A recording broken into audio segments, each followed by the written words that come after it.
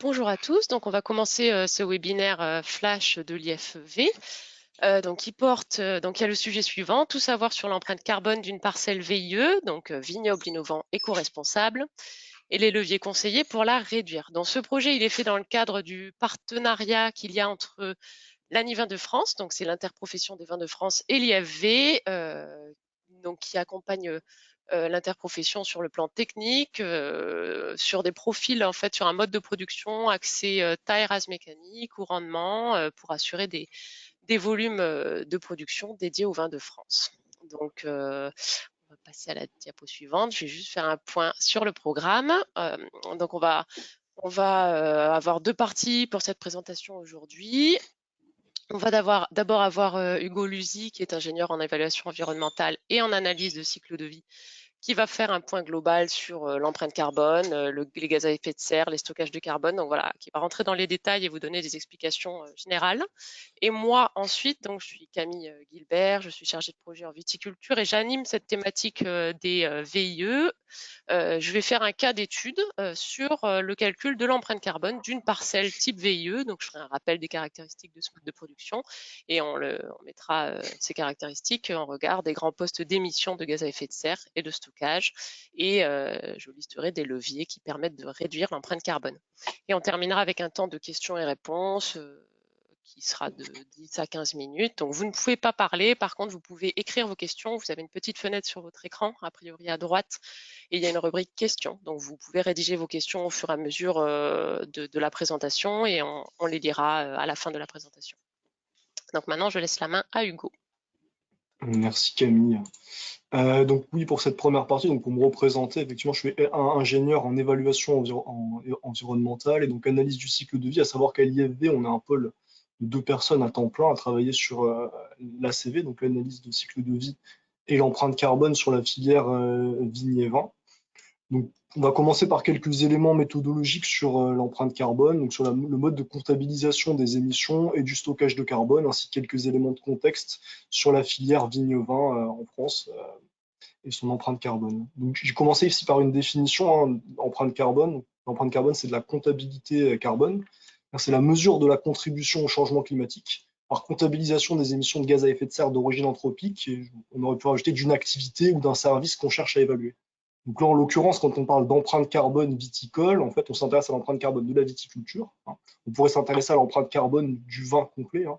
Ça, on pourra en parler un petit peu après, mais là, pour l'instant, on va parler d'abord de la viticulture. Quand on parle d'empreinte carbone, on parle d'émissions à la fois des émissions indirectes, c'est-à-dire les émissions qui ont lieu en amont ou en aval d'une activité. Donc là, en l'occurrence, par les émissions indirectes, ça va être les émissions qui ont trait à la fabrication des intrants à la vigne, donc les plants, les engrais, les phytos, les piquets de palissage, etc. Et tout ce qui est émissions directes, ça va être les émissions de gaz à effet de serre directement sur la parcelle, donc liées à la combustion du carburant dans le tracteur, mais aussi émissions de protoxyde d'azote au champ. Donc ça, c'est tout ce qui est gestion de la matière azotée, engrais, mais aussi résidus végétaux. Et je vous ai mis un exemple aussi, combustion de bougies en paraffine dans le cadre de la lutte anti-gel. Donc ça aussi, ça génère potentiellement des émissions directes. Et donc pourquoi s'y intéresser? Je vous ai mis pour au moins 2 raisons, hein. C'est des attentes sociétales sur le sujet. Donc faire son empreinte carbone, c'est poser un diagnostic sur ses émissions, éventuellement mettre en place des leviers pour réduire son empreinte carbone dans un but d'éco-conception, et on peut communiquer de façon cohérente et de façon réelle sur les leviers qu'on met en place sans greenwashing. Deuxième point, j'ai essayé de faire le lien entre adaptation et atténuation, hein, c'est-à-dire que le changement climatique est la source d'aléas climatiques et de stress sur la vigne. Donc la filière vigne et vin a tout intérêt à contribuer à la réduction, à l'atténuation du changement climatique par réduction de son empreinte carbone, hein, pour moins subir le changement climatique. Donc au moins 2 raisons de s'y intéresser. Concrètement, comment on fait pour calculer l'empreinte carbone? Donc, je vous ai dit qu'il y avait des émissions indirectes et des émissions directes. Donc, concrètement, pour quelqu'un qui calcule, ça veut dire on a au moins 2 étapes. Une première étape, c'est ce qu'on appelle une étape d'inventaire, où on va lister en fait tous les flux de l'activité qu'on étudie. Donc là, en l'occurrence, sur une parcelle, tous les flux entrants, donc carburant, les engrais, les produits phyto, etc. À ces flux-là, on va associer des émissions de gaz à effet de serre. Donc ça, c'est pour des émissions indirectes. Donc pour ça, on va utiliser des bases de données. Il y a une base de l'ADEME qui existe, qui s'appelle la base empreinte, qui permet notamment de faire ça. Euh, donc voilà, qui permet de calculer ces émissions indirectes. Il y a la fabrication des produits qui vont rentrer sur la vigne. Et pour les émissions directes, on utilise des modèles d'émissions qui permettent de passer d'un litre de carburant brûlé à des kilogrammes de CO2 émis dans l'atmosphère, un kilogramme d'azote appliqué à des kilogrammes de protoxyde d'azote émis dans l'atmosphère. Voilà. Et donc, on convertit ensuite tous ces gaz à effet de serre en équivalent CO2, qui est un peu notre étalon, notre unité qui nous permet de calculer l'empreinte carbone. Donc, une fois qu'on a ces émissions directes et indirectes, on peut, si on le souhaite, ajouter des émissions indirectes ou capture, enfin les émissions évitées, pardon, ou de la capture de carbone qui peuvent permettre de réduire, d'ajouter une autre dimension un peu à l'empreinte carbone sur les questions de compensation. On va revenir un peu en détail là-dessus un peu après. Tout d'abord sur les sources d'émissions, donc je vous ai listé ici les 3 principaux gaz à effet de serre émis par l'activité viticole. Quand on parle d'émissions de gaz à effet de serre, en fait, d'empreinte carbone viticole, c'est principalement ça. Donc, il y a d'abord du dioxyde de carbone d'origine fossile, hein, je vous l'ai mis, c'est important, c'est-à-dire du CO2 issu de la combustion d'énergie fossile, donc de carburant principalement. On a de protoxyde d'azote, j'en ai déjà parlé, qui est lié à la dégradation de l'azote sur la parcelle, processus de dénitrification, et qui peut être émis notamment également dans le cas de combustion de carburant ou de biomasse. Et on peut avoir un peu de méthane, qui est plutôt un gaz à effet de serre dont on entend parler dans la filière d'élevage, mais qui peut éventuellement rentrer en compte voilà, quand on manipule de la biomasse, notamment du compost, etc. Ça peut être un gaz qui peut être émis lors des procédés de compostage. Et on voit que ces gaz, ils sont caractérisés par ce qu'on appelle un PRG, qui est le potentiel de réchauffement. Donc en fait, tous ces gaz, ils n'ont pas le même impact en fait, sur le changement climatique. Donc notre étalon, c'est le CO2, hein, qui a 1, mais on a des gaz, par exemple le protoxyde d'azote, il est 273 fois plus réchauffant que le CO2, donc il a un PRG de 273. Concrètement, en termes de calcul, ça veut dire que 1 kg de protoxyde d'azote, ça équivaut à 273 kg de CO2 émis dans l'atmosphère. Voilà. Et je vous ai mis ici un petit panneau attention sur la prise en compte du CO2 d'origine biogénique. Hein. Donc d'origine biogénique, ça veut dire par là le CO2 qui est émis par la respiration, la dégradation de matière organique à cycle court et le CO2 issu de la fermentation alcoolique. Après, quand on va s'intéresser à l'étape de vinification, c'est-à-dire que ce CO2, habituellement dans les méthodes, on considère qu'on prend un PRG de 0, donc on considère que ce gaz-là, il n'a pas un impact direct sur le changement climatique. On considère comme c'est du cycle court, en fait, ce qui a été fixé dans la biomasse à l'année N-1 et sera émis dans l'atmosphère à l'année N et sera refixé dans la biomasse à l'année N+1. Donc en fait, c'est pas ces émissions de gaz à effet de serre-là, on considère qu'elles ne viennent pas perturber le cycle du carbone, elles ne viennent pas accroître de façon significative la concentration de CO2 dans l'atmosphère. C'est pour ça qu'en général, on fixe une valeur de 0. On peut les comptabiliser, mais à part. C'est-à-dire qu'on ne les met pas sur un même pied d'égalité par rapport au CO2 d'origine fossile. Et donc, une fois qu'on a ces principaux gaz et leurs sources d'émissions, on comprend que les principaux postes d'émission de l'activité viticole, ça va être la combustion de carburant, fabrication des engrais et amendements, émission directe des engrais et amendements, notamment du fait du protoxyde d'azote. Et puis, je vous ai mis aussi fabrication des piquets de palissage. Quand on est sur de l'acier, ça peut être quelque chose qui peut peser finalement sur l'empreinte carbone. Ensuite, je voulais vous parler un petit peu de la capture de carbone. Je vous ai dit qu'on pouvait le prendre en compte dans l'empreinte carbone. Donc nous, dans nos calculs et dans les résultats que vous nous présentez par la suite, Camille, on utilise un modèle de l'INRA qui s'appelle le modèle FG, et donc en fait, qui modélise l'évolution du stock de carbone dans les sols en fonction de pratiques viticoles et voilà, des apports de carbone. Donc en fait, ce modèle, comment il fonctionne, il considère le stock de carbone du sol en 2 compartiments. Un compartiment qui est estimé comme stable à l'échelle de la durée de vie d'une exploitation, donc qui ne bouge pas, et un compartiment carbone actif qui, lui, va varier tous les ans. Donc il y a une partie on va avoir des pertes par minéralisation tous les ans liées à des paramètres pédoclimatiques, donc en fonction du sol et du climat. Et on a des entrées de carbone tous les ans qui dépendent des pratiques sur la parcelle. Donc est-ce qu'on met de l'engrais organique, est-ce qu'on est en herbe, est-ce qu'on a un retour au sol désarmant, etc. Et donc, en fait, ce modèle, il modélise l'évolution du stock de carbone dans les sols. Donc là, par exemple, en bas, vous avez une évolution du stock de carbone sur 50 ans. Donc là, en l'occurrence, il y a une augmentation. Et nous, comment on choisit de l'intégrer dans l'empreinte carbone? C'est-à-dire qu'on modélise l'évolution sur 20 ans et on moyenne l'évolution, l'évolution du stock par an. C'est-à-dire on prend la moyenne de la différence de stock par an et on ajoute ou on soustrait ça à l'empreinte carbone. C'est un moyen de le prendre en compte dans l'empreinte carbone. Et je vous ai mis ici, derrière, ça veut dire quand même des hypothèses fortes. Hein, ça veut dire que dans ce cas-là, on considère que le CO2 capturé dans le sol, on lui met un PRG de -1. C'est-à-dire qu'on considère qu'un kilo de CO2 capturé dans le sol, on le met sur un même plan qu'un kilogramme de CO2 non émis dans l'atmosphère. Donc c'est quand même une hypothèse assez forte qui peut se discuter. Hein. Je vous ai dit précédemment qu'on considérait que les émissions de CO2 biogéniques, on mettait un PRG à 0. En réalité, faire ce choix-là de prendre en compte le carbone stocké dans le sol, ça veut dire qu'on considère que le stockage dans le sol est suffisamment long pour qu'on considère que ça a un effet sur le changement climatique. Voilà, donc c'est des hypothèses fortes derrière. Il faut bien comprendre que voilà, il faut pouvoir les expliquer. Et surtout, je vous ai mis quelques éléments de précaution sur le stockage. Pourquoi est-ce qu'il faut faire attention? Parce que le carbone stocké dans le sol, il y a la réversibilité, c'est-à-dire qu'en fait, si on met en place des pratiques stockantes à l'année zéro, on a bien une augmentation du stock de carbone, mais si on arrête ces pratiques, on peut avoir un retour à l'équilibre. On a un retour à l'équilibre en fait. Et donc en fait, on voit que c'est pas parce qu'on stocke pendant un certain nombre d'années qu'on va stocker de façon indéfinie. Et si on arrête les pratiques stockantes, on a tendance à déstocker en réalité. Donc c'est pour ça que c'est important d'avoir ça en compte et qu'il ne faut pas considérer la compensation comme égale à la réduction d'émissions. Et c'est pour ça que je vous ai mis ici ce que j'appelle le triptyque de la réduction de l'impact environnemental, hein, c'est dans l'ordre, c'est-à-dire si on souhaite à réduire son empreinte carbone, on doit d'abord commencer par réduire les émissions inutiles, c'est-à-dire bon, on va essayer de limiter la consommation de carburant, limiter la fertilisation quand c'est possible. Ensuite, dans un second temps, on peut réduire les émissions des postes essentiels, c'est-à-dire voilà, il y a des choses dont on ne peut pas se passer, mais peut-être qu'on peut faire de la substitution, changer un type d'intrant par un autre qui est moins émissif.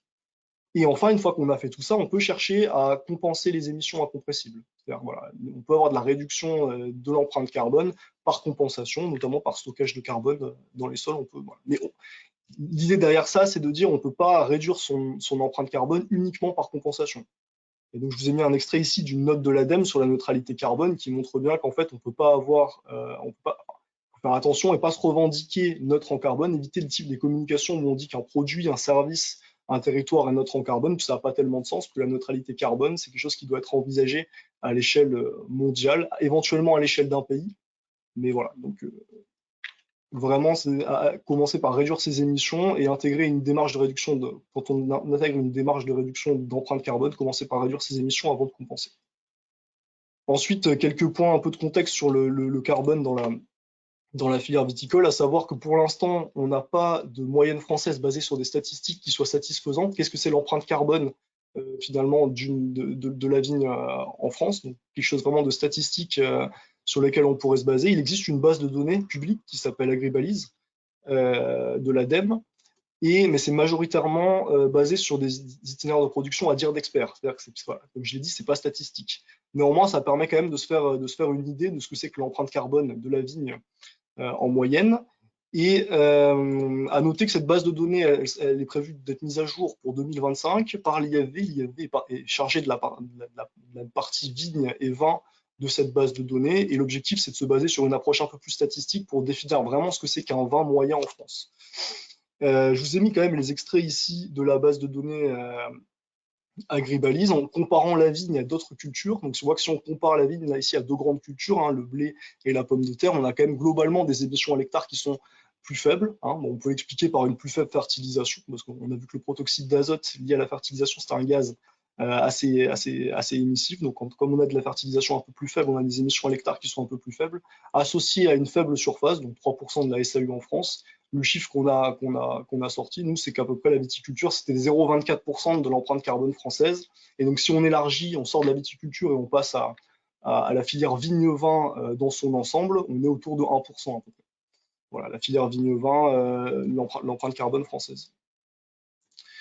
Un point quand même sur la. Donc on a vu que la vigne avait globalement d'assez faibles émissions à l'hectare.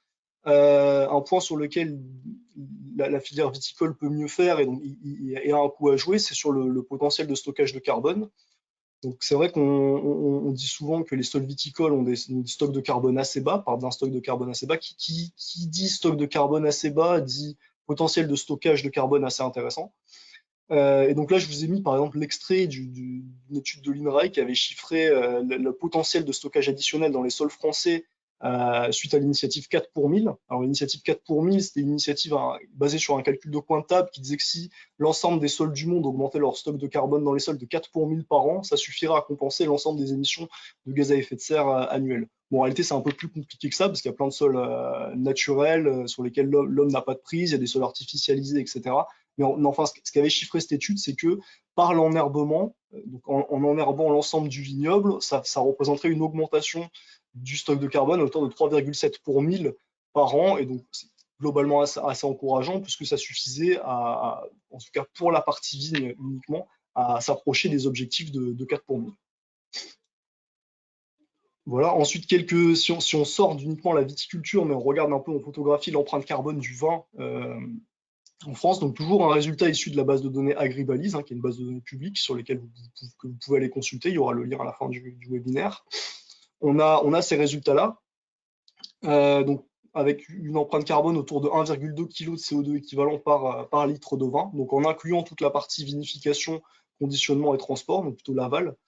Euh, donc voilà, cette valeur en elle-même, il ne faut pas forcément s'y attarder, mais ce qu'il faut retenir, c'est l'ordre de grandeur. La plupart des études qu'on fait et qu'on trouve dans la biblio ont cet ordre de grandeur, entre 1 et 2 kg de CO2 équivalent par litre de vin, avec à chaque fois, lorsqu'on a un mode de conditionnement par bouteille en verre, la bouteille en verre qui représente à peu près 40 à 50% des impacts. Voilà, donc ça dépend un peu du reste de la chaîne, mais avoir en tête que la bouteille en verre pèse beaucoup. Et je vous ai mis enfin une comparaison, si on cherche à comparer le vin par rapport à d'autres produits, toujours issus de cette base de données Agribalis pour se faire un peu une idée. On voyait que le vin était à peu près au même niveau que la bière dans la base de données, était bien en dessous des produits animaux et notamment de la viande, au-dessus des produits céréaliers. Et puis comparé à des fruits et légumes, ça dépend. Il y a un effet rendement qui joue, puisque là c'est en kilogrammes de produits. Donc évidemment, plus on a un rendement élevé, au moins en général on a une empreinte carbone au kilo élevée. Voilà. Et donc avant de passer aux résultats que va vous présenter ma collègue, qui sont un exemple d'application d'empreinte carbone à l'échelle d'un système de culture, je voulais vous parler de l'outil qu'elle a utilisé, qui est un outil qu'on a développé à l'IFV, donc au pôle évaluation environnementale. Et donc il y a un outil d'empreinte carbone uniquement sur le périmètre viticole pour l'instant, donc pour l'instant qui a un outil Excel, mais qu'on a pour projet de passer en outil en ligne et d'élargir à l'ensemble de la chaîne, donc qui permet de faire des calculs d'empreinte carbone de façon assez fine en fait, qui est à double objectif, soit un objectif de diagnostic d'un itinéraire technique ou d'une exploitation, mais surtout comparaison de scénarios et de pratiques assez fines. Donc en changeant une ou deux pratiques, ça peut permettre de faire des projections. Voilà. Donc c'est un outil qu'on commercialise et je vous ai mis ici le contact de ma collègue qui gère la partie commerciale si jamais vous êtes intéressé pour en savoir plus dans cet outil. Voilà. Je peux passer la parole à ma collègue. Oui, merci Hugo. Donc je vais partager mon écran. Alors,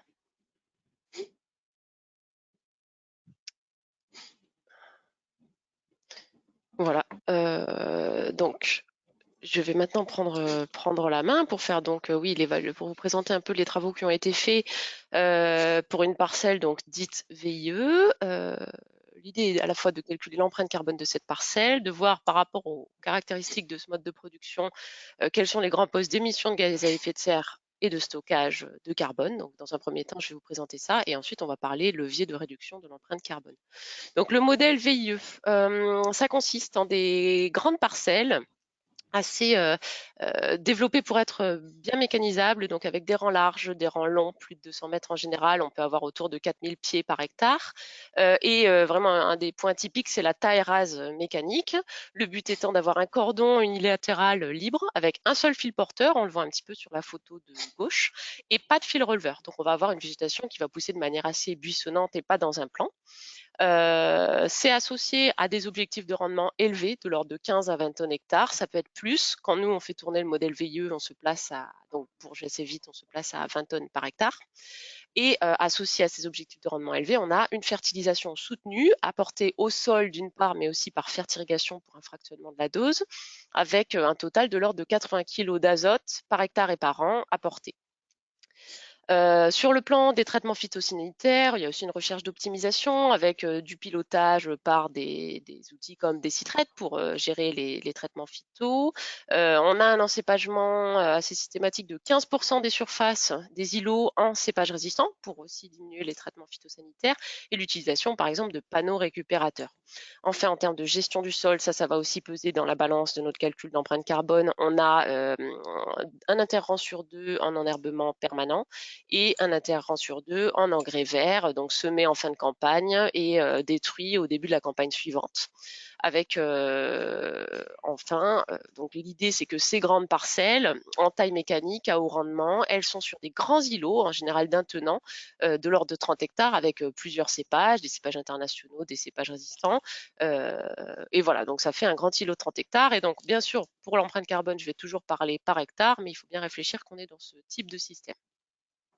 Donc voilà les premières sorties qu'on a de l'outil GCVite, donc une présentation de l'empreinte carbone, donc des émissions et du stockage pour une parcelle sur ce modèle VIE.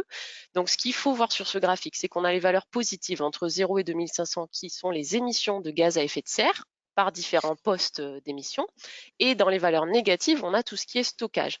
Pour le stockage, ça va être ça va consister en la restitution des sarments, des bois de taille à la parcelle et aussi à la gestion des couverts végétaux sur la parcelle qui vont bien sûr stocker du carbone. Et donc ces valeurs, elles seront toujours exprimées en kilos de CO2 équivalent par hectare et par an. Donc même si c'est d'autres gaz qui sont émis, comme vous a expliqué Hugo, on ramène toujours ça à la même unité qui est le kilo de CO2 pour comparer, pour avoir des choses comparables. Donc là, ce qu'il faut voir, c'est qu'il y a 4 grands postes d'émissions de gaz à effet de serre qui apparaissent là sur un modèle VIE.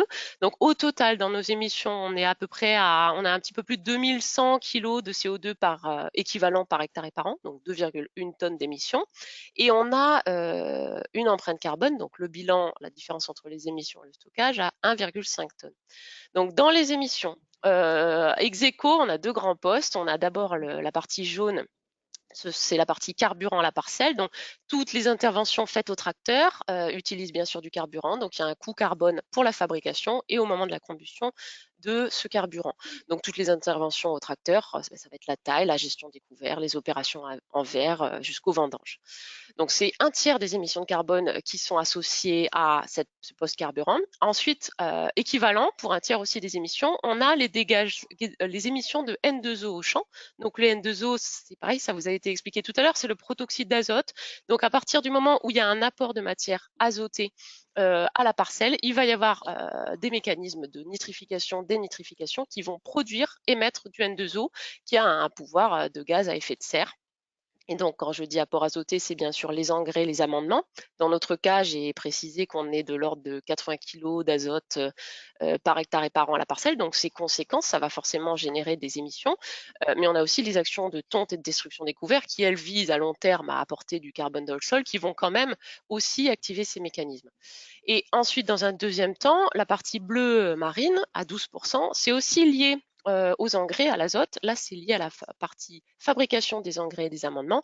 Donc, si on regroupe, on voit qu'on est à plus de 40% d'émissions de gaz à effet de serre qui incombent à la part des apports et des engrais azotés. Et enfin, le dernier poste, c'est aussi 12%, c'est sur la partie mise en place de la parcelle. C'est tout ce qui est lié à la plantation et à l'installation sur les premières années. Donc, c'est la plantation, le palissage, la fabrication des plants. Et cette valeur, elle est amortie sur la durée de vie de la parcelle. On l'aura chaque année et sur une durée de vie estimée à 25 ans. Donc, on va passer à la deuxième partie. Maintenant qu'on a un peu vu comment était l'empreinte carbone d'une parcelle VIE sur un modèle assez optimisé sur le plan de la mécanisation, on va avoir, je vais vous proposer des leviers de réduction de l'empreinte carbone de ce type de parcelle, qui sont bien sûr applicables sur d'autres d'autres systèmes de production, hein. Donc, on a bien vu les 3 grands postes, la réflexion, on l'a portée sur ces 3 grands postes, sur, les apports azotés, ils ont un fort effet, donc on va voir sur quoi on peut jouer. Nous, on propose de jouer sur la forme de l'azote. Donc je vais vous donner des exemples par la suite et je vous présenterai en termes de sortie, de l'outil assez vite ce que ça permet quel gain ça permet d'avoir. On pourrait aussi réfléchir bien sûr à diminuer les apports, ça c'est fonction de l'objectif de production. Dans notre cadre VIE, pour soutenir le rendement, objectif, on va pas jouer sur ce levier, mais c'est tout à fait, ça peut rentrer dans la réflexion. Et le pilotage des apports, ça c'est déjà appliqué dans notre cas, ça va être typiquement la fertirrigation avec un apport plus précis en fonction des besoins de la plante. Ensuite, sur le poste carburant, bien sûr, ça varie selon les interventions. Ça va dépendre à la fois du débit de chantier, donc la vitesse à laquelle vous avancez, le nombre de rangs que vous faites d'un coup, mais aussi la puissance nécessaire pour l'intervention en question. Donc, pour réduire cette partie, bon, ça va être dans tous les cas, l'itinéraire est le plus optimisé possible, mais on peut essayer de jouer sur, au préalable, les cépages qu'on a choisis. Les cépages résistants, bien sûr, demandent un petit peu moins d'intervention phytosanitaire. Ça limite pas tous les passages du tracteur. Ce qu'on a essayé de voir, nous, c'est le couplage des passages, voir ce que ça permet de gagner en termes de réduction d'émissions de gaz à effet de serre, et aussi qu'est-ce qui se passe si on change de matériel, notamment si on passe à un tracteur électrique. Et enfin, on a aussi testé les leviers généraux sur la réflexion de l'implantation de la parcelle et de l'îlot en général. On peut jouer sur le matériel de palissage et aussi sur les infrastructures agroécologiques, notamment via les haies. Donc, moi, je vais vous présenter 2 scénarios. En fait, c'est des combinaisons de leviers. Un qu'on appelle scénario bas carbone à court terme. Donc, je vais vous décrire les leviers et on verra ensuite ce que ça permet de faire sur ce bilan. Donc, on propose de substituer la partie des engrais organiques commerciaux mis au sol, 40 unités, par du fumier. Donc, du fumier pour un équivalent azoté pour la même quantité d'azote. Donc, on va apporter 7 tonnes par hectare de fumier. Alors, ce qu'il faut savoir pour le fumier, c'est qu'en termes d'émissions, sa fabrication, il ne va pas forcément être moindre que notre engrais organique commercial. Bon, dans notre cas, il n'est pas très fermenté, donc il ne va pas forcément beaucoup émettre. Par contre, vu qu'il y a des matières carbonées dedans, par exemple des pailles, on va avoir un stockage dans le sol nettement amélioré. Donc là, on va jouer sur le stock de carbone. À savoir pour le coût du fumier, c'est quand même plus cher que par exemple un engrais organique commercial. On passe de 118 € par hectare à 210. Alors moi, je vous présente un cas où on substitue l'intégralité de ce qui est apporté au sol. Ça peut aussi être on peut aussi décider de substituer seulement une partie ou seulement à certains moments, certaines années, les engrais pour petit à petit enrichir notre sol en carbone. Ensuite, sur la partie couplage de matériel. Alors là, c'est intéressant parce que c'est vraiment de la recherche de réduction d'émissions de gaz à effet de serre. C'est notre premier objectif, réduire, compenser vient ensuite jouer dans la balance. Donc, on propose des couplages de passages. En fait, on va essayer de supprimer 4 passages parce qu'on va les coupler avec d'autres. On va coupler des passages mécaniques avec éventuellement un traitement. Donc, ils sont listés. Sachant que ça demande forcément, il y a une certaine technicité pour les couplages, ça demande de l'anticipation et ce sera variable d'une année à l'autre et pas applicable strictement comme c'est décrit dans l'exemple pris aujourd'hui. Et enfin, sur le stockage, on va aussi accentuer les projets de haies avec une proposition d'implantation de haies arbustives. Alors j'ai mis autour de l'îlot de 30 hectares. Pour l'instant, on considère que notre îlot il est en place. On a de la place éventuellement autour de parcelles.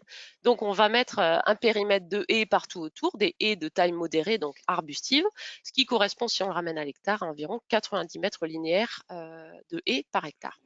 Pour les haies, il y a des projets, il y a des aides disponibles, de l'ordre de 80% d'aides pour le programme de développement rural. Il y a aussi le programme Plantons des haies. Je crois que ça peut même monter à 100% selon les zones vulnérables. Donc pour ça, vous avez les DRAF et les chambres d'agriculture qui peuvent accompagner les projets. Le deuxième scénario que nous avons étudié, ce sera un scénario bas carbone plus, donc ce serait à plus long terme. Ce serait pour une mise en œuvre à anticiper même avant la plantation de l'îlot. L'idée, ce serait de garder les leviers que j'ai cités précédemment, le fumier, les couplages, les projets de haies, mais en fait aussi substituer les piquets acier par des piquets bois pour le palissage. Pour un système VIE taille mécanique, on a besoin d'une bonne rigidité du système VIE. C'est tout à fait accessible même avec des piquets bois. Il faut que ce soit un diamètre pour les piquets de diamètre suffisant, mais pas trop important non plus pour pas gêner les outils de taille rase mécanique. Pour les piquets, au niveau des informations qu'on a, les coûts sont à peu près du même ordre de grandeur. On a comparé un exemple de piquet en pain injecté en autoclave par rapport à des piquets métal. Voilà, on peut avoir des gammes de produits qui sont à peu près comparables. Ensuite, ben, on a réfléchi, on a testé le levier tracteur électrique qui évidemment diminue fortement les émissions liées au poste carburant. Alors actuellement, c'est peu disponible pour les vignes larges qui sont plutôt le modèle du VIE, mais c'est en développement dans les prochaines années. Alors certainement pas avant 5 ans pour les vignes larges, mais ça fait partie des outils qui vont se développer. Et enfin, pour les haies, on propose des projets plus ambitieux, des haies à la fois en tour d'îlot plus grandes, des haies plus restrates, mais aussi des haies qui vont venir morceler votre îlot, donc des haies intraparcellaires, elles arbustives pour limiter les ombres portées et la compétition avec les vignes. Donc on va un peu on va rendre un petit peu plus extensif notre îlot en le morcelant. Donc je vais, avant de vous présenter les résultats, faire une aparté sur les haies parce que du coup on les ajoute dans notre modèle pour faire du stockage de carbone. Les valeurs que je vais donner sont valables pour certaines conditions uniquement. Déjà, sur de quoi on parle, les haies pluristrates, bah, c'est la première photo qu'on voit, c'est des haies hautes, ce sont des strates moyennes à intermédiaires avec des arbres de haut G de manière continue, donc c'est des projets très ambitieux. Ça forcément, ça va beaucoup stocker de carbone. Après, on a les haies arbustives qui sont intéressantes aussi et plus communes dans les zones vraiment entre les parcelles. Les haies arbustifs, c'est plutôt des buissons, des arbustes, des petits arbres, et il y a une limitation en taille de ces haies. Le graphique en bas à gauche, il sert à montrer que, bah, du coup, là, on se met dans un cas de figure, du coup, pour ce calcul de haies où on a un sol nu et on ajoute des haies. C'est pas des haies qui étaient présentes ou que vous allez enrichir. Donc, on était sur un sol nu et on plante notre haie. Donc forcément, il va y avoir la biomasse avec le temps qui va augmenter. La haie prend du volume. Ce qu'il faut bien comprendre, c'est qu'au bout de plusieurs décennies, il y aura un plateau qui va être atteint. La haie arrêtera de gagner de la biomasse. Donc quand vous réfléchissez, et c'est ce que vous expliquez Hugo, au stockage de carbone, c'est toujours du stockage sur du long terme. Donc il faut réfléchir la haie sur du long terme. Donc à partir du moment où elle se stabilise et ensuite où elle diminue, il y a besoin d'avoir ce qu'on appelle une gestion durable. Ça va être entretenir les haies, ajouter, remplacer les manquants, entretenir les haies, gérer les arbres malades, de manière à prolonger sa durée de vie et donc de maintenir sa capacité de stockage. Euh, voilà, donc ça, c'est les hypothèses pour les haies. Là, encore une fois, pas mal d'informations sur les haies. Ce qu'il faut voir sur les deux tableaux en haut à gauche, c'est que pour faire notre calcul de carbone stocké par une haie, ben, on décompose en plusieurs parties notre haie. On a la biomasse racinaire, on a la biomasse aérienne, donc ça va dépendre du type de haie, pluristrate, arbustive. Et on a aussi ce qui se passe dans le sol, parce que le sol sous la haie va être enrichi petit à petit par la matière organique présente. Et donc, un sol d'une haie récemment plantée, moins de 15 ans, va enrichir, va stocker beaucoup de carbone. Il va continuer d'en stocker par la suite, mais un peu moins. Donc ces trois compartiments, on va les sommer et ça va nous permettre de donner les résultats qu'il y a dans le tableau en bas à droite. Donc ce qu'on voit, c'est que pour une haie arbustive qu'on va mettre en intraparcellaire, donc c'est l'exemple du premier petit schéma qu'on voit juste au-dessus. En fait, là, assez schématiquement, pour un îlot de 30 hectares, eh ben, on propose de mettre 1 km de haie tous les 60 mètres. Donc voilà, c'est très ambitieux, c'est pour déjà mesurer combien ça permet de stocker sur une haie arbustive pas trop haute. Et ben là, on arrive à stocker, donc ça correspond à 150 mètres de haie par hectare. On arrive à stocker plus de 300 kg de CO2 par hectare et par an. Si parallèlement on se remet autour de la parcelle, un petit peu plus facile à réaliser, et ben si on met de l'ordre de 90 mètres linéaires de haies par hectare, pour une haie arbustive, on peut stocker de l'ordre de 200 kg de CO2 par hectare et par an. Pour une haie pluristrate, on monte à quasiment 300. Voilà, donc avec ces chiffres-là, je vais vous présenter les résultats des deux scénarios que j'ai décrits précédemment. Donc le premier scénario, pour rappel, les leviers utilisés, c'était le fumier qui substitue nos 40 kg d'azote sous forme d'engrais commercial, le couplage de matériel, on diminue le nombre de passages, et l'implantation de haies arbustives en tour de parcelle. Donc la première chose qu'on voit, c'est sur la partie liée au couplage, la partie jaune, on arrive à diminuer de quelques points, de 4%, les émissions de gaz à effet de serre. Alors en ordre de grandeur, c'est pas forcément énorme, mais c'est vraiment notre objectif premier, c'est réduire les émissions. Donc le couplage, évidemment, il arrive directement à réduire les émissions de gaz à effet de serre. Donc ça, c'est le premier gain avec les couplages qu'on a proposés. Ensuite, si on passe dans la partie négative, les stockages de carbone, donc on va équilibrer on va essayer de compenser nos émissions. Et bien forcément qu'avec le fumier, on va apporter du stockage. En fait, on augmente de 111% quand on ajoute uniquement du fumier, on augmente de 111% notre stockage. De même, quand on ajoute nos haies arbustives en tour de parcelle, on augmente notre stockage de 33%. Donc, ce qu'il faut, oui, juste voir aussi, c'est que par contre, quand on met du fumier, c'est ce que je disais, alors c'est pas un fumier très fermenté, mais il y a une légère réaugmentation des gaz à effet de serre liée à la fabrication de notre fumier. Donc ça, pareil, dans le choix de l'intrant, il faut avoir en tête qu'un produit fermenté émet plus, mais il permet aussi d'enrichir davantage notre sol. Donc en conclusion, sur cette première étape à relativement court terme, notre empreinte carbone, on le voit bien, c'est le point rouge, il diminue nettement, c'est la différence entre les émissions et le stockage, sachant qu'on a plus du double de carbone stocké par rapport à notre scénario initial. Et par rapport au haies, on avait donc 2,1 tonnes d'émissions de gaz à effet de serre liées à notre parcelle. Et ben on a 10%, donc près de 200 kilos des émissions de gaz à effet de serre qui ont été stockées via la biomasse et le sol des haies. Le deuxième levier, c'est un levier, c'est donc, pardon, le deuxième scénario, c'est le cumul des leviers précédents avec, comme j'ai dit, en plus un tracteur électrique, des piquets bois et des haies, des projets haies plus ambitieux et même intraparcellaires. Donc là, l'empreinte carbone, elle diminue énormément.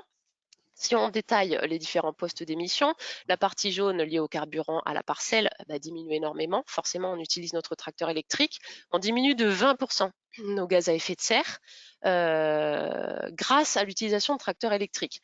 Ce qu'il faut voir, c'est que l'électricité, elle a un coût aussi carbone pour sa production. Donc, on réaugmente un petit peu les émissions. La balance reste malgré tout négative, reste bénéfique.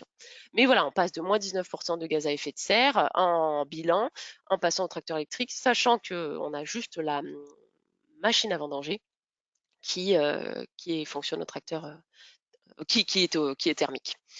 Voilà.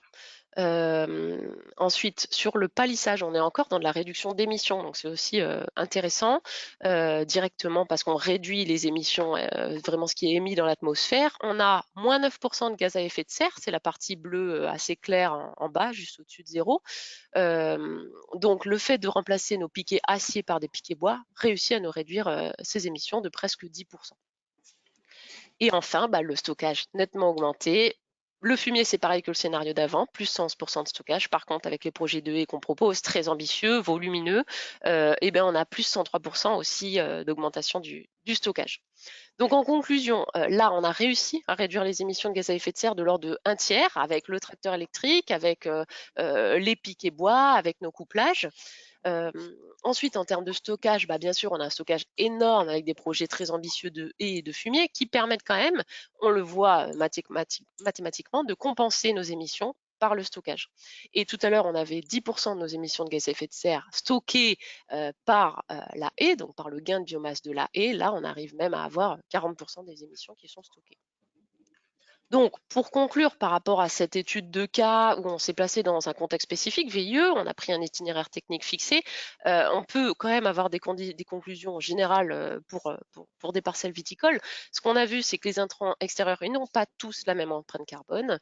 Il y a à la fois, il y a l'exemple des fertilisants, mais en fait, c'est à la fois le coût carbone pour la fabrication du produit et aussi ce qu'il produit sur la parcelle, dans le cas des fertilisants typiquement. On a des choix qui peuvent être faits en amont de la parcelle qui vont avoir vraiment des impacts sur le long terme, le choix de mettre en place des cépages résistants, le type de palissage, les plantations de haies et aussi le maintien de l'existant. Lui, il compte aussi. Il y a aussi un stockage de carbone quand on maintient et qu'on entretient ce qui existe déjà. Sur la stratégie de production, alors nous, on s'est mis dans un modèle VIE avec une fertilisation élevée par rapport aux objectifs de rendement. Chaque système peut être optimisé en fonction de votre itinéraire technique et votre manière de produire. Sur la matière organique du sol, on en parle beaucoup. Il y a cette partie empreinte carbone. Il y a aussi des enjeux de vie du sol, de biodiversité et de résilience de votre système. Et enfin, l'empreinte carbone, comme le marque, n'est pas le seul élément de durabilité du système. En fait, il y a toutes les questions qui vont avec un système éco-responsable, qui sont la gestion des traitements phytosanitaires, la limitation de la consommation en eau, de la biodiversité. Donc voilà, c'est à réfléchir comme un tout quand on cherche à durabiliser un système agricole. Voilà, donc je vais laisser la main à Hugo pour conclure globalement sur ce webinaire. Merci Camille. Alors, du coup, c'est vrai qu'on voulait finir par, donc après cet exemple de mise en place de certains leviers à un système de production précis, par voilà, des chiffrages de certains leviers un peu plus généraux pour que vous puissiez repartir avec des ordres de grandeur en tête, parce que ça nous semblait quand même intéressant que que vous puissiez repartir avec des choses à appliquer ou à expérimenter voilà, chez vous. Et donc pour rappel, hein, là si on se place uniquement à la vigne, on a dit qu'on avait une empreinte carbone entre 1 tonne et 3 tonnes de CO2 équivalent par hectare. Donc là, je vous propose ici le chiffrage de certains leviers hein, qu'on a chiffrés à l'IEV. Donc il y a des choses qui proviennent de bases de données qui sont assez simples. Hein. La réduction de la consommation de carburant par litre, donc ça c'est issu de la base de données de l'ADEME. Hein. Donc par litre de carburant économisé, ça représente 3 kg de CO2 équivalent, mais des choses un peu plus complexes. Alors Camille en a parlé, passage à des variétés résistantes. Donc ça on voit que ça permet de réduire. Nous on avait chiffré autour de 300 kg de CO2 par hectare et par an. Donc, voilà, une réduction quand même assez importante. Hein. Idem substitution piqué en métal par piqué bois. Donc voilà, ça c'est pas des leviers qui permettent, voilà, qui sont négligeables.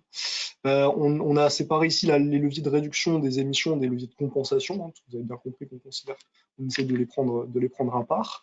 Donc on retrouve la plantation de haies, alors avec ici autour de voilà, un peu moins de 300 kg par 100 mètres linéaires de haies, même si évidemment ça dépend du type de haie hein, qu'on a et puis de la région aussi. Pas toutes les régions ont la même production de biomasse. Un élément aussi sur le retour au sol des sarments hein, pour voilà, certaines régions où le brûlage est encore assez répandu. Donc on a montré qu'un retour au sol des sarments permettait de réduire de façon assez importante l'empreinte carbone, principalement par stockage. Hein. Vous vous souvenez qu'on considère que la combustion des sarments, les émissions de CO2 liées à la combustion des sarments ne sont pas des émissions. En revanche, c'est un apport de carbone dont on se prive dans le sol si on veut le stocker, à condition de l'envisager et stocker à long terme. Voilà. C'est-à-dire ne pas arrêter de broyer ses sarments au bout de la deuxième année. Et peut-être, est-ce que tu peux passer à la dernière diapo, Camille, s'il te Oui. plaît? Voilà. Et donc ça, c'était les leviers à la vigne. Et on vous a mis aussi quelques leviers en cave pour que vous ayez une idée, puisqu'on a vu principalement quand même que autour de 40% de l'empreinte carbone était autour de la bouteille. On vous a chiffré quelques leviers autour de la bouteille. Donc si on repart sur une base d'entre 1 kg à 1,5 kg de CO2 par litre de vin, on voit qu'on a des leviers assez importants. Donc évidemment, il y a le changement du mode de conditionnement, un passage de la bouteille à du bip, c'est ce qui est le plus fort, avec une réduction autour de 250 grammes, donc quasiment un quart finalement des émissions. Il y a le système de réemploi, il y a une étude de l'ADEME qui est assez récente, qui s'est réintéressée au réemploi et qui montre qu'effectivement, ça c'est extrêmement intéressant et ça permet de réduire de façon assez importante l'empreinte carbone. On a l'allègement de la bouteille, bien sûr. Donc vous avez pour 100 grammes ici par bouteille, on est autour de 60 grammes de CO2 par litre de vin. Il y a aussi l'augmentation du taux de calcin, donc de matière recyclée dans la bouteille, qui permet de réduire de façon assez importante. Et puis après, toute économie d'énergie au chai, voilà, passage en gravitaire, isolation thermique. Donc là, ça se raisonne en fonction de la quantité d'énergie qu'on économise, bien évidemment. Et puis on vous a mis aussi enlèvement de la capsule, qui peut représenter un levier qu'on commence à voir, qui commence à être de plus en plus répandu. Donc voilà, on vous l'a chiffré ici pour information. Voilà, et peut-être du coup, pour les ressources supplémentaires, Ah oui, Camille, est-ce que... diapo Oui. suivante. Voilà, donc si vous avez, donc, c'était pour vous montrer aussi qu'il y a des bases de données qui existent, hein, si vous voulez calculer voilà, l'empreinte carbone, allez regarder les facteurs d'émission de certains types d'intrants, la base empreinte de l'ADEME qui est gratuite, à laquelle vous pouvez accéder, dans laquelle il y a des informations intéressantes. Il y a la base de données Agribalis dont je parlais, qui permet d'aller voir un peu l'empreinte carbone d'un vin, la décomposer, la comparer à d'autres produits, donc ça aussi c'est une base de données publique à laquelle vous pouvez accéder. Voilà, et puis il y a une petite vidéo ressources aussi qu'on avait fait sur qu'est-ce que c'est que l'analyse du cycle de vie, pourquoi elle est intéressante quand on est une entreprise vitivinicole. Voilà, sur les ressources un peu spécifiées ACV, empreinte carbone. Camille, tu voulais ajouter peut-être Oui, ben, merci Hugo. Et donc, vous avez nos contacts en bas de page. Si vous avez des questions, bon, là, on va prendre un temps pour les questions. Juste précision, c'est vrai que j'ai pas précisé que là, le cas que j'ai fait d'étude, on se place dans l'Aude sur un itinéraire technique de l'Aude et donc une biomasse produite moins importante que dans le cas Val-de-Loire pour une haie. Donc, je vais juste départager pour voir un peu vos questions. Alors, précision, le webinaire est enregistré, donc il sera disponible demain à partir de midi. Vous recevrez un mail de la plateforme GoToWebinar si jamais vous voulez le revisualiser.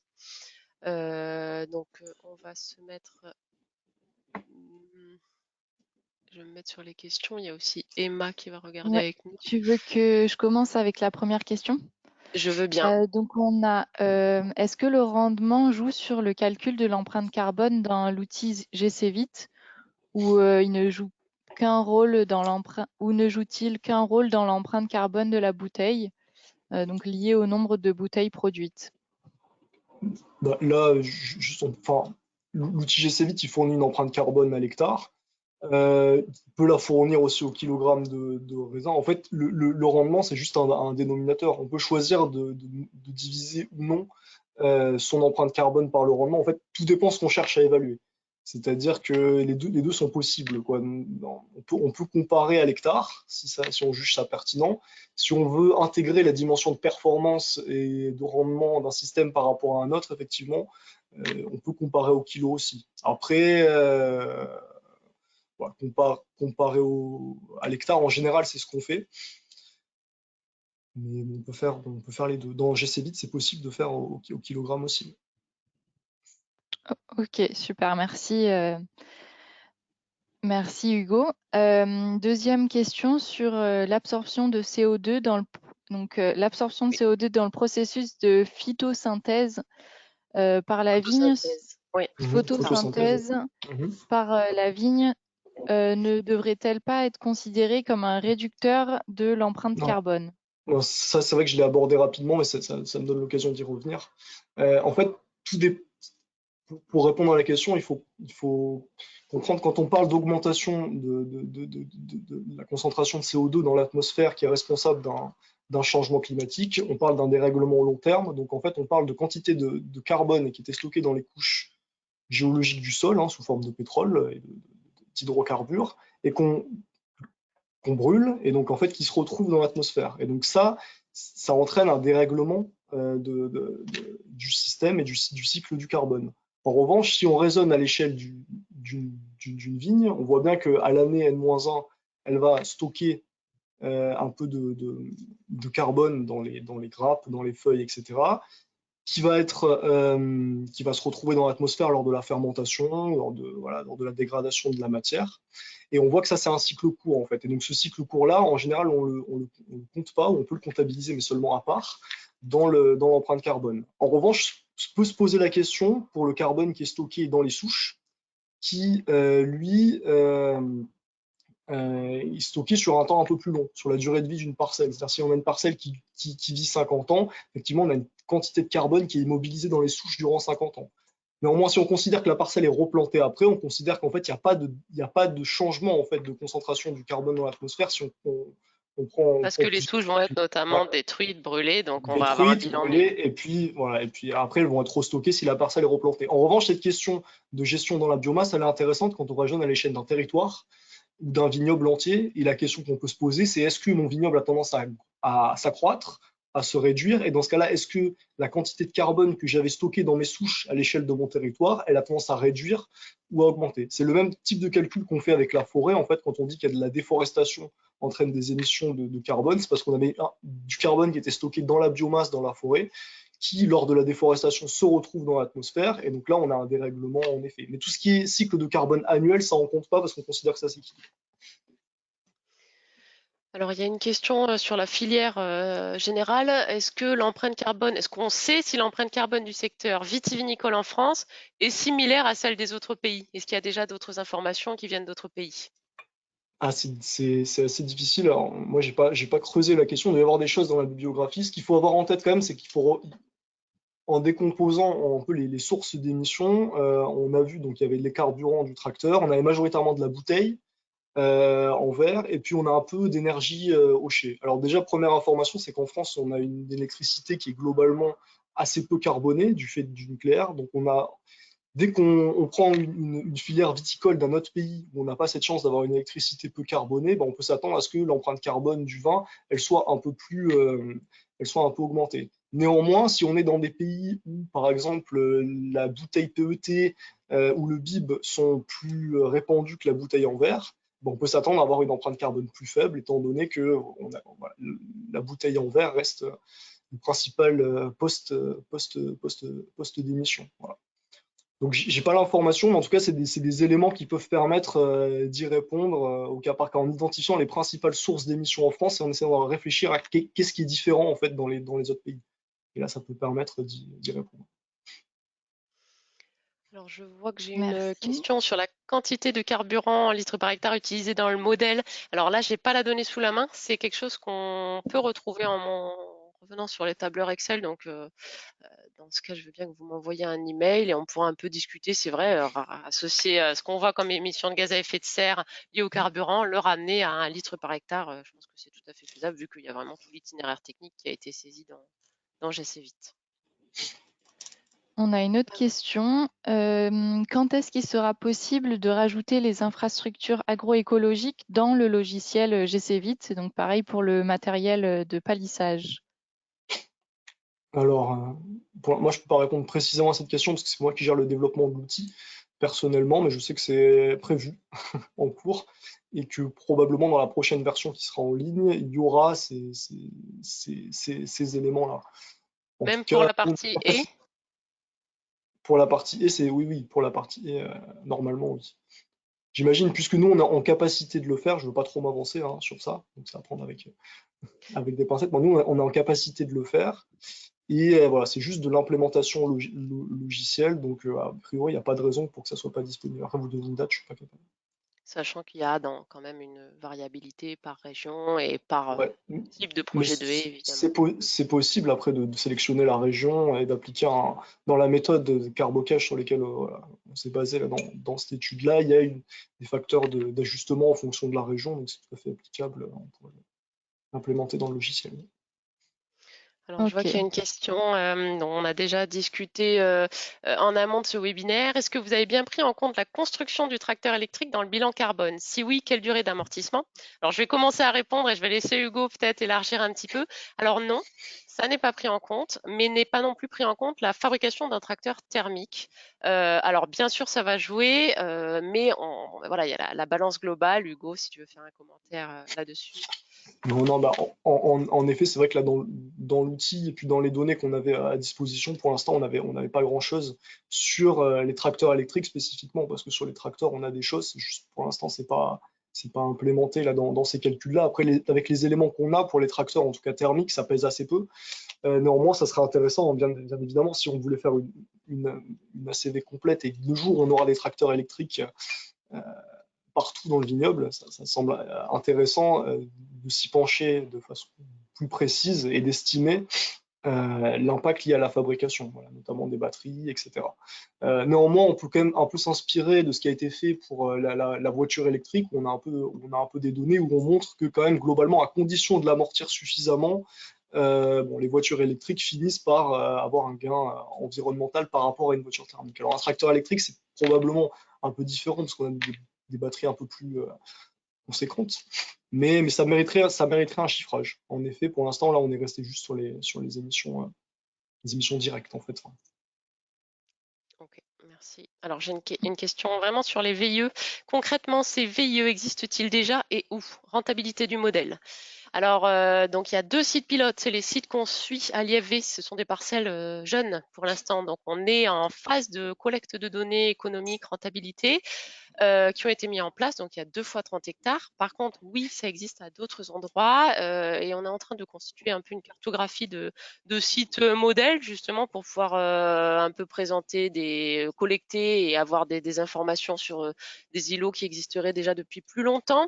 Ce qui ressort pour l'instant après échange avec ces premiers sites plus anciens, c'est que oui, il y a une rentabilité du modèle, bien sûr, avec la question des rendements stables et élevés, mais avec aussi, donc il y a vraiment une vision, je ne vais pas passer trop de temps là-dessus, mais sur les charges, avec des charges un peu plus importantes à l'établissement du vignoble, notamment pour avoir justement un palissage solide, des choses comme ça.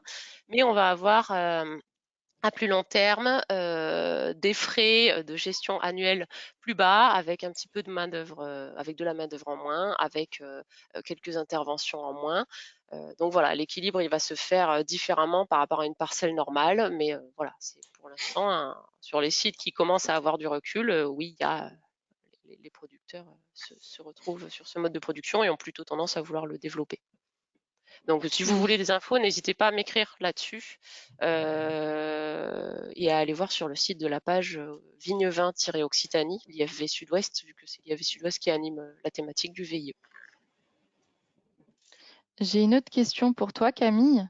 Cette pratique d'utiliser les fumiers afin de stocker davantage dans les sols, est-ce qu'on peut présumer qu'il y a une augmentation du taux de matière organique? Et de quel ordre de grandeur peut-on parler ici en pourcentage de matière organique? Oui, alors pour moi, oui, ça fait partie justement, comme je disais, c'est pas que l'empreinte carbone que ça va permettre d'améliorer. Oui, ça va augmenter le taux de matière organique. Après, je ne sais pas vous donner d'ordre de grandeur comme ça en pourcentage de matière organique. On a des ressources là-dessus. Ce serait possible à évaluer, mais là, à froid, je ne vais pas vous donner l'information directement. Merci Camille. On a une autre question sur est-ce que l'empreinte carbone est liée à l'utilisation de produits phytosanitaires? Non, pardon. L'empreinte carbone liée à l'utilisation de produits sanitaires n'est pas mentionnée. Est-ce que c'est volontaire ou pas? Alors là, on pourrait reprendre Oui. les graphiques. Elle est bien Ouais. considérée. C'est juste que dans ce que j'ai détaillé, moi, j'ai détaillé les 4 grands postes d'émission. La partie liée au phyto en termes d'intrants, alors Ego, tu me dis si je me trompe, mais pour moi, elle est finalement pas la plus grosse part. Bien sûr, il y a un coût carbone Mhm. pour leur fabrication. Après, en termes de carbone émis à la parcelle, c'est uniquement le carbone lié au passage du tracteur pour faire le traitement. Et ça C'est retombe dans la partie carburant.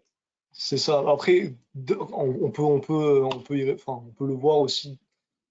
Enfin, ça dépend de la quantité qu'on met, quoi. C'est-à-dire que quand on parle c'est vrai qu'en général, l'empreinte carbone de la fabrication des phytos, bon, elle est bien prise en compte dans le modèle, les résultats y sont, mais en fait, elle pèse assez peu. Et ça, on peut le lier tout simplement au fait qu'en général, les quantités de produits appliqués sont finalement assez faibles à l'hectare, hein, comparé à voilà, la quantité d'acier qu'on va avoir pour le palissage, la quantité de carburant qu'on va utiliser. Bon, voilà, à part quand on va avoir un peu plus de produits appliqués quand on est sur du soufre, par exemple, hein. Mais finalement, c'est pas des intrants qui ressortent comme ayant un gros impact carbone, quoi. Voilà. Oui, ils vont juste être liés au nombre de passages, en fait. Voilà. Mais ça ne veut pas dire Enfin, qu'ils n'ont pas pas que. un impact par ailleurs, hein. Voilà. Il Oui. y a d'autres moyens. Voilà. C'est pour ça que nous, on fait de l'analyse du cycle de vie. Donc, il y a d'autres indicateurs d'impact environnementaux qu'on peut prendre en compte, notamment les indicateurs de pollution de l'eau, de toxicité humaine, etc. Et là, c'est intéressant, bien évidemment, de mettre l'accent sur les phytos, voilà, d'observer leurs effets plus en détail. Mais sur le carbone, a priori, c'est pas eux qui représentent le plus gros de l'impact. Alors, je vois qu'il y a une question sur les coûts. Existe-t-il une estimation de l'impact des coûts, des investissements pour la mise en place des 2 scénarios étudiés? Alors non, on n'a pas fait pour l'instant une évaluation globale de mise en œuvre de ce scénario, aussi parce que ce sont des leviers qu'on a testés théoriquement sur notre modèle. Après, on a des valeurs de coûts individuels que j'ai un petit peu fournies pour l'exemple du palissage, mais il serait tout à fait possible de l'appliquer à une parcelle VIE en considérant qu'on a tant de piquets de tête, tant de piquets intermédiaires dans le cas du palissage. Le calcul est faisable en prenant coup par coup et en faisant la modification.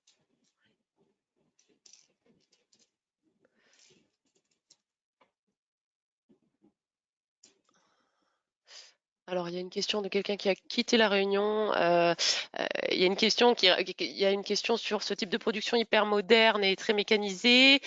Pourquoi ce type de production par rapport à un format gobelet naturellement résistant à la sécheresse? Bon, bah là, c'est vraiment une question de stratégie de production. Là, on vise plutôt du haut volume. On peut se dire qu'on se place dans des plaines plutôt fertiles qui vont pouvoir répondre à ce type de production. Pour un marché en place, c'est pas forcément ça remplace pas, c'est complémentaire d'autres modes de production axés gobelets qui sont nettement moins mécanisés et productifs aussi. Donc tout est question de rentabilité du système en place.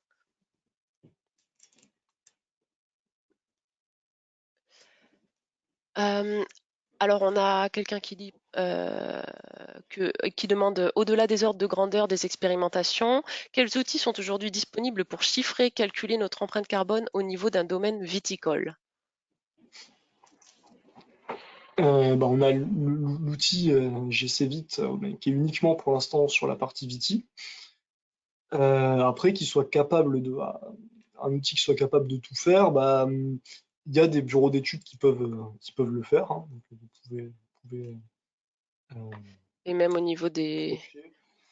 Ouais, pour l'empreinte carbone, c'est souvent fait il y a eu des projets pour l'instant avec GC vite fait à l'échelle de territoire ou de caves coopératives qui vont ensuite utiliser l'outil pour plusieurs structures. Donc, Oui, il y a peut-être des démarches voilà. locales Il y qui a peuvent moyen de être se engagées. rapprocher, mais je vous invite, si vous êtes intéressé par l'outil GC Vite, à vous rapprocher du contact que j'ai mentionné précédemment. Et si jamais vous nous envoyez un mail, et puis on voit, mais pour l'instant, un outil qui soit capable de faire tout, qui soit facile d'utilisation et qui soit suffisamment précis, ça n'existe pas trop. L'objectif, ce serait d'en avoir un, hein. Sinon, après, il y a effectivement des prestataires qui peuvent vous le faire.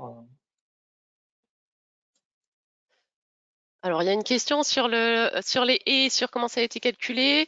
J'ai une question sur les haies. Pourquoi l'unité est en kilos de CO2 équivalent par hectare et par an et non pas en kilos de CO2 équivalent par mètre linéaire de haies par an? Alors, par mètre linéaire, c'est ce qu'a présenté Hugo en conclusion. On peut effectivement globalement réfléchir. On plante tant de mètres de haies, ça nous stocke environ tant de kilos de CO2. Alors, c'est pas une valeur générique, ça dépend, c'est du cas par cas, mais c'est faisable.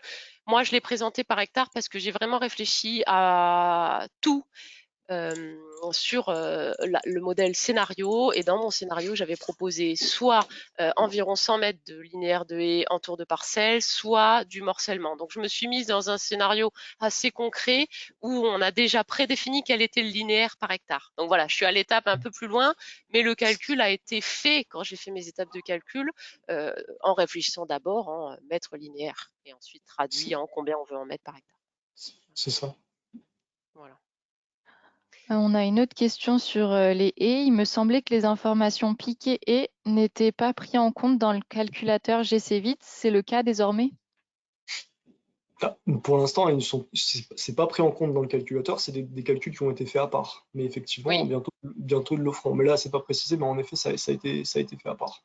on a fait assez vite, bien sûr, sur tout l'itinéraire technique, mais les éléments de stockage ou les éléments particuliers comme ça, ils ont été faits à la main ensuite par Hugo. Voilà, Hugo et les et c'est nous côté IFV Sud-Ouest. Voilà, on a pris du cas particulier. Ok, Euh, merci. oui, alors quelqu'un qui dit pour avoir du fumier, il faut une filière élevage qui est fortement émettrice de gaz à effet de serre. Avez-vous pris en compte cet élément dans vos calculs? Alors, pareil, je vais te laisser répondre, Hugo, sur cette partie entre Ouais, qu'est-ce bah qu'on prend pour la parcelle c'est, et oui. c'est très vrai, hein. Donc ça pose des vraies questions. Sur le fumier, mais de toute façon sur tous les amendements organiques en général, à qui est-ce qu'on attribue le fardeau finalement des émissions de l'amont. Et ça, pour l'instant, c'est encore à l'état de question, c'est-à-dire qu'il y a il y a un groupe méthodologique, hein, avec l'ADEME et d'autres instituts techniques agricoles. Il y a un projet en cours pour répondre à cette question sur harmoniser les méthodologies de calcul des émissions des produits résiduaires organiques, donc voilà, des produits issus de l'élevage, issus aussi voilà, issus de déchets verts, etc. Et, voilà. Donc, effectivement, une filière élevage, elle est maîtrise de gaz à effet de serre, et je dirais même que euh, pour aller un peu au-delà, là, on est resté sur des émissions, on est resté sur du fumier, hein, mais si on avait choisi de faire de la substitution par compost, par exemple, aujourd'hui, avec les facteurs d'émission qui existent dans les bases de données, les émissions de gaz à effet de serre d'un compost sont extrêmement élevées et sont plus élevées, voilà, sont parfois même plus élevées que certains engrais minéraux. Mais c'est aussi parce que justement, il y a cette question de qui prend le fardeau des émissions du compostage. Est-ce qu'on considère que c'est un déchet qui doit être valorisé, et dans ce cas-là, il n'y a pas d'émission. Et donc, en tant qu'entreprise qui utilise un compost, finalement, on arrive avec un produit qui a une empreinte carbone de zéro, ou est-ce qu'on considère que le processus de compostage, et donc, dans votre exemple, le processus de production du fumier, qui est en fait l'élevage, émet des émissions. Et donc, est-ce qu'on considère que nous, en tant qu'utilisateurs de ce produit-là, on doit récupérer une partie des émissions? C'est une vraie question méthodologique et pour l'instant, la réponse n'est pas fixée, quoi. Très bien, merci Hugo. Il y a une dernière question qui vient d'apparaître. On voit que l'amélioration du stockage dans le sol est un fort levier de réduction de l'impact carbone à court terme, mais la quantité stockée diminue rapidement jusqu'à un plafond. Ce stockage peut-il être durablement comparé aux émissions répétées tous les ans? Eh ben, c'est ce que effectivement, ça arrive sur un plateau. ça se dirige vers un plateau. C'est pour ça que tout l'enjeu, en fait, c'est bon, d'augmenter son stock, d'accord, mais surtout de le conserver. C'est-à-dire que c'est ce que j'expliquais tout à l'heure, c'est-à-dire que si on arrête effectivement les pratiques stockantes, et ce stock il a tendance à diminuer. Et c'est pour ça que nous on fait le choix de mettre un peu sur le même plan la compensation en stockage dans le sol lié aux pratiques et la réduction des émissions voilà, la réduction de CO2. En réalité, il faudra être un peu plus prudent, c'est ce que j'ai essayé d'expliquer tout à l'heure. Dans un sens où le déstockage est possible. Néanmoins, si on considère qu'on garde les pratiques stockantes suffisamment longtemps, et voilà, on change durablement les pratiques en fait, et du coup on augmente ce stock de façon durable, et donc ça permet d'avoir un puits de carbone voilà, qui permet de réduire un peu les émissions. Oui. Et ça aussi c'est une question Merci. méthodologique en fait derrière. Et de même pour les haies.